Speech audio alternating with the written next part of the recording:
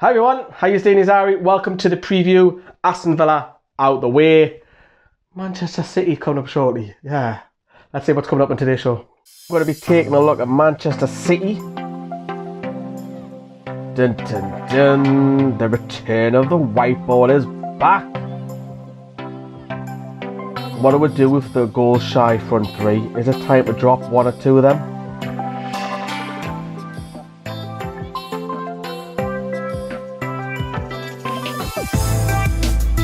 Right then, Manchester City, what do we do on Saturday? Early kick-off this one. We'll be there, of course, home and away, no matter where. I'm still there, trying to get out on Monday night.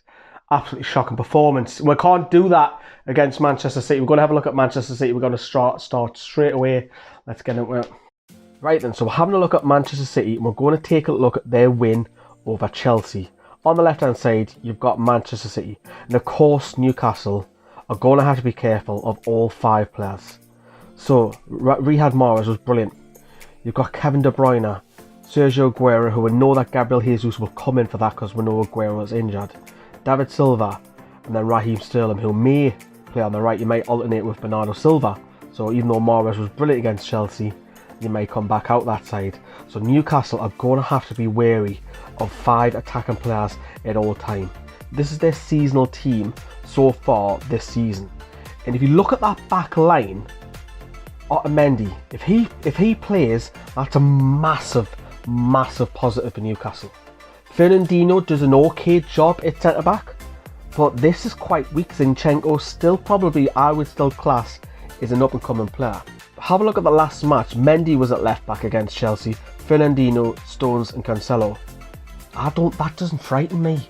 I think Newcastle could get something from this, even though our front three are struggling.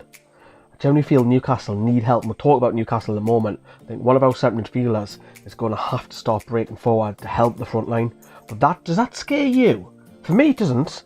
Don't get me wrong. Going forward, they do. If you look at that front 5 in particular, but defensively, that doesn't. And I want to have a look at this. Look at the goals.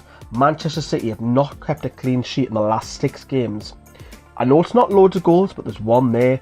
There's 3 against Liverpool. Atalanta have scored. Even Southampton have scored against them in both games that they played against. So they are conceding goals. And what I picked upon also is the not high pressing in your face is what they used to be. Gary Neville picked this up on Monday Night Football. Look, it's not the Manchester City maybe last year or the year before. We know that they're struggling. Well, when I say they're struggling, they're not struggling. They're struggling to keep up with Liverpool's dominance and Liverpool's pace. And no shadow of a doubt about it. We're in for hiding if we didn't keep ourselves in focus. Good positives are, of course, Sean Longstaff is going to be back. That's the one positive. The big question, of course, on everybody's lips is what do you do with the front three? The front three are massively struggling, and I want to focus on those 3 in today's show more predominantly than the back line. So I want to take you back, unfortunately, to Monday night. A few comments from 40, and it's the first time also that I've seen Johnny quite irate. It's not often Johnny gets a little bit knocked off in videos, and I think not just the pressure, the ignorance of Steve Bruce not changing the front 3. Probably 2 out of the 3 in particular, because I don't feel Saint-Maximin is probably the best out of the 3 at the moment. Well, quite clearly at the minute. I think it's a question mark around the other 2. What to do with the other 2? Interesting what everyone said on Monday night. Have a look at this. We need assists and goals, and then you can start doing stuff like that because we're not getting anything at the minute. No, but at least he's trying. That's the thing. I'll try, but if I'm not getting goals or assists, I'm the same person, okay, aren't I? Right. There's too many people sticking up for Almiron now. He's been here since January now, and he's not doing nothing. Keeps cutting inside, doing the same thing. At least, look, Saint-Maximin's cutting inside and having a shot. That's what I need to see. Have an attempt, do something with it. Because Carroll came on, had a shot straight away. And that's what wins me over with the whole Carroll and Joe Linton debate. Because, Joe Linton needs to sit down and relax himself a little bit because he's not doing nothing. Almiron has no confidence whatsoever. And I think after today, I'll stop defending him as much as I have done, just because I was so happy, he'll come back all rejuvenated, international break, he scored for his country, this is great, we're so close to his goal. But no, his lack of confidence just sort of overpowers his mentality. You can see it every time the ball comes to him. He's constantly looking to pass it to the next person just so he can sort of back out of any accountability. So that was at Villa Park. Now I just want to touch upon something here with the Newcastle's lineup. I'll just get out the way so you can see it.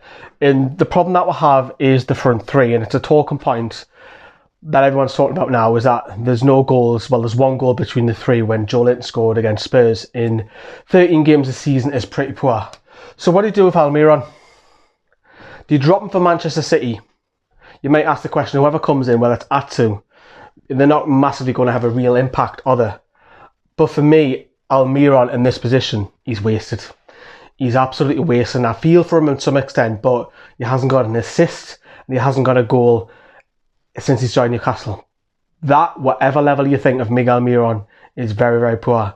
And now is the time you've got to start asking yourselves, does he come out? But for me, he's got to come out of that lineup. He's not producing the goods. And at the end of the day, your forward line, whether you're left, right or up front, are judged by assists and goals.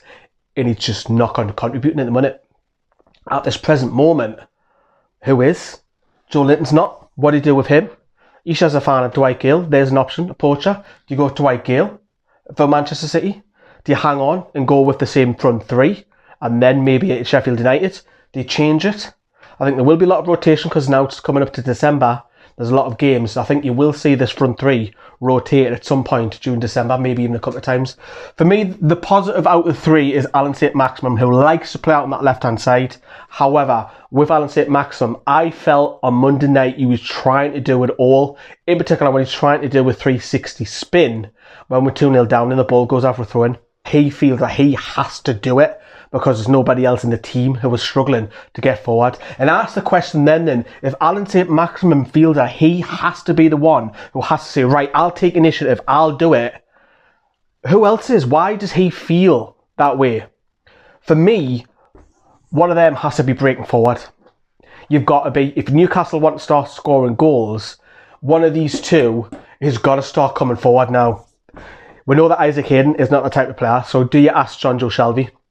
The question is, will you allow John Joe Shelby to go further forward?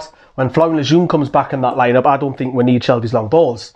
So, with this, Deshaun Longstaff, is he the one who has to be given that licence to try and help the forward line? If Bruce is consistently wanting to play Saint-Maximin, Almiron and Joe Linton, for me, one of these have got to start getting forward. You've got to let the handbrake down a little bit. Goals keep you up, and at the minute, we're all right.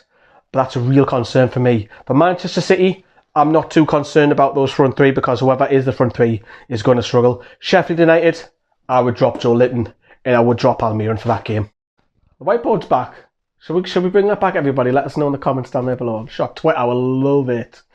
Right, okay, so it's going to be a difficult one. And can we get anything from it? Looking at, obviously, we've already touched upon how Manchester City play. And the front three already is no shadow of doubt about it. Our back line is going to have to improve. I thought the goals against Aston Villa were really, really sloppy on Monday night. 2 set pieces. More particular, the second one, the marking from Paul Dummett is poor. I even think that even if the El Ghazi, whatever you call him, doesn't score, Tyrone Mings does. And that's Joe Linton's man anyway. So the marking for me is poor. And we've got to be on guard. I think Dubravka was the best player on Monday night, and he's going to have another worldie. So, look, I think it's one of them where it's a free hit, like you might call it. We did beat them last season, of course we did. Can we go and upset the cards again? Hey, we've done it twice. I think the bigger one is we've got to get something away at Sheffield United. I really think that we've got to, because if we get on a rut of defeats, you don't want to start getting in a rut of defeats in December. Our fixtures already, there's a game every 3 to 4 days, and no doubt, as I mentioned already, the whiteboard, there will be rotation, predominantly midfield and forward lines. So, for me, as I've said already, there needs to be changes going forward, but we've got to be on the ball. I think Isaac Hayden was missing on Monday night. That's one of his, well, I'd say poorest, one of his quietest. He has to be absolutely on it on Saturday. Does he bring Sean Long? Because I think that's a question mark. Do you bring Fabian Schär back in, Florian Lejeune? Because I felt defensively Newcastle didn't get much help from the midfield. Don't get me wrong with Shelby either, but at least Shelby was not promising. What's the word I'm looking for? Looking to show and have the ball more than what Hayden did. Let me know what you think anyways. Before we wrap up, some of you have obviously commented, took the mickey a little bit of mine and Isha's beautiful face when Dwight Gale passes to Almiron, who's offside from 5 yards. The camera pins to me and Isha. Isha's praying, I've got a face like thunder. And we threw a little bit of a Mickey Take competition on my Instagram. We're going to end it on a funny note, and we've got the top 3 that we've picked. Well, Isha's picked this actually. Top 3 comments caption this picture. Okie dokie, in 3rd place, Peter_14. When you miss McDonald's breakfast time. And in 2nd place, Aaron Isha praying for the return of Saint Benitez. But the winner by Toronto Toonami, when your mum shouts at you and your sister for eating the Christmas turkey before dinner is ready. Let's have a look at Toronto's Toonami's Twitter accounts, and it's got a lot of posts there. There's one about Gary Speed there with his Remembrance Day, of course. What a player. Make sure you follow Toronto Toonami. He's been our winner. Well done, Isha picked you. Maybe she likes Christmas. So we thought we'd end it on a high there for you. We'll see you Saturday. Hopefully we're smiling. Before we wrap up, everybody, if you're not going to be at the Sheffield United and Manchester United game, make sure you get your free trial for Amazon. You can now start it. You're able to watch 20 Premier League games, and of course 2 of them on Newcastle United.